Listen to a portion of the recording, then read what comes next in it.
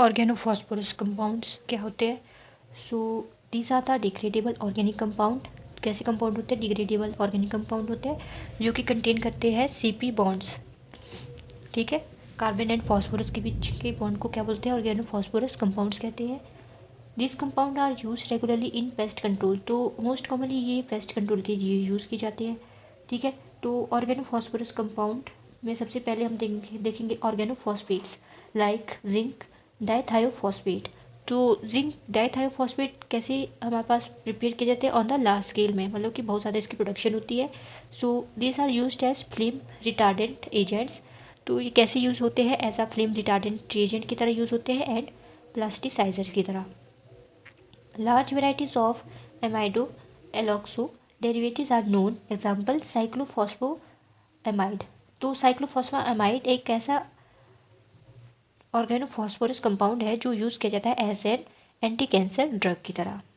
ठीक है, सो उसके बाद आता है हमारे पास फॉस्फीन। सबसे पहले जो ऑर्गेनोफॉस्फोरस की फैमिली है वो है फॉस्फीन। तो फॉस्फीन को हम कैसे रिप्रेजेंट करते हैं? PH3 सिंबल होता है इसका। ठीक है, तो फॉस्फीन की ज्योमेट्री कैसी होती है? These have the trigonal pyramidal molecular geometry. तो फॉस्फीन की ज्योमेट्री होती है trigonal pyramidal molecular geometry. Phosphine are less basic than corresponding amines. However, triphenylphosphine is more basic. तो फॉस्फीन कैसे होते हैं? लेस होते हैं, लेस बेसिक होते हैं, पर जो हमारे पास ट्राइफिनाइलफॉस्फीन है वो क्या होता है? More basic than the triphenylamine due to the delocalisation of the lone pair of nitrogen in two 3 phenyl rings.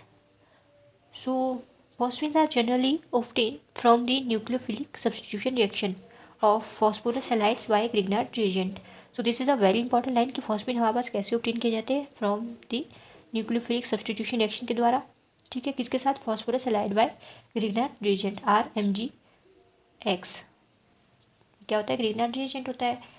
And second हमारे पास जो ऑर्गेनोफॉस्फोरस की कैटेगरी में आते हैं वो है फॉस्फाएल्कीन.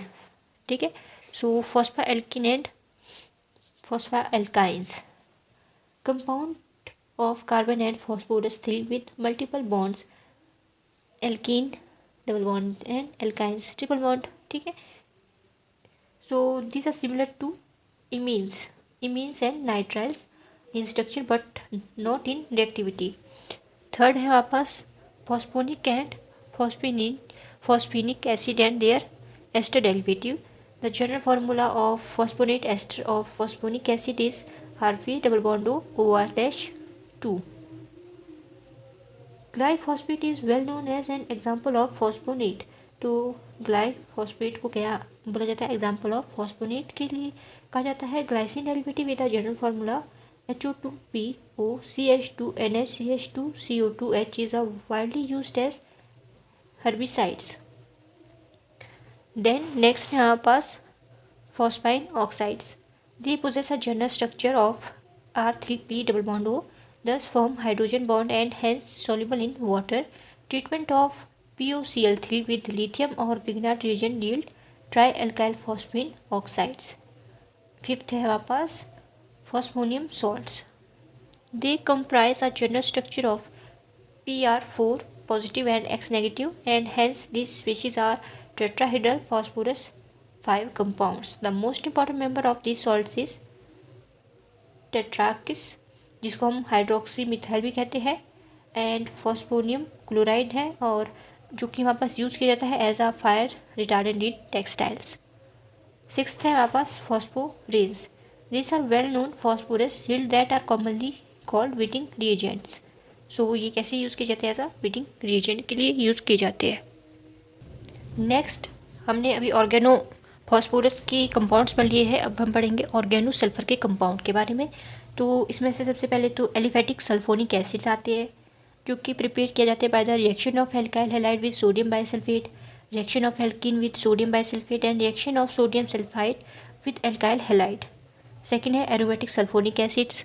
ठीक है, तो ये प्रिपेयर किए जाते हैं by direct sulphonation of benzene ring.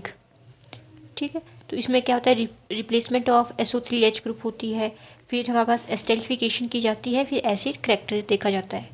फिर आता है हमारे पास सिंथेसिस ऑफ सल्फोनिक एसिड। तो सल्फोनिक एसिड हमारे पास कैसे बन जाता है, टोल्यूइन हम इसमें लेते हैं, टोल्यूइन का रिएक्शन हम करते हैं कंसनट्रेटेड H2SO4 के साथ, ठीक है। फिर हमारे पास बन जाता है मेजर प्रोडक्ट सल्फोनिक एसिड का। फिर आता है हमारे पास सल्फो एमाइड के बारे में।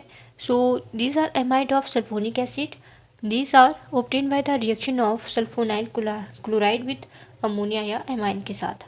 फिर आता है सल्फा थायाजोल या फिर सिबाजोल या फिर काइबाजोल भी इसको कहते हैं। It is obtain by condensation of 2 amino thiazole and N acetyl sulfonyl chloride in the presence of basic solution. It is used in staphylococci. Fourth है sulfamerazine. It is obtain by condensation of para nitro acetyl sulfonic chloride और pyrimidine. Fifth है sulfaguanidine and six है thiols. Thiols बहुत important होता है, ठीक है। ये ज़्यादा कंसिडर रहता है derivative of hydrogen sulphide. Hydrogen sulphide के डेरिवेटिव को क्या कहते हैं, थायोल्स कहते हैं। फिर थायोएस्टर आते हैं जो कि R इस तरह से लिखा जाते हैं RSR थायोएस्टर्स, और ये कैसे होते हैं, कलरलेस होते हैं, ठीक। Thanks for watching.